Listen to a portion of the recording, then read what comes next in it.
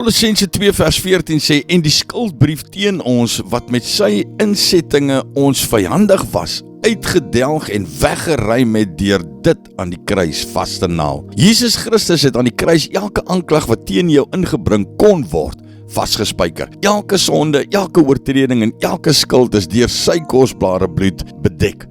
Hy het die volmaakte versoening geword tussen 'n heilige God en 'n sondige mens. Hy het ons plek ingeneem, hy het die straf gedra wat ons verdien het en die skuld betaal wat hy nooit geskuld het nie. Deur sy volmaakte gehoorsaamheid is die skeiding tussen God en die mens herstel. Die muur wat ons van God geskei het, is afgebreek. Toe jy Jesus Christus as jou verlosser aangeneem het, is elke aanklag teen jou met sy bloed uitgewis. Die skuldbrief wat teen jou getuig het, is gekanselleer. Satan, die beskuldiger van die gelowiges, probeer steeds dag en nag om jou aan die verlede te herinner. Hy wys na jou foute, jou mislukkings en jou sonde in 'n poging om jou met skuld, skaamte en veroordeling te oorweldig. Maar wanneer jy deur die geloof na die troon van genade kom, staan jy nie alleen nie. Jesus Christus, wat vir ons voorspraak maak, tree vir jou in. Hy verklaar dat die volle prys reeds betaal is. Jou sonde is vergewe, met sy bloed bedek en, soos die Skrif sê, in die dieptes van die see gewerp om nooit weer teen jou gehou te word nie. Al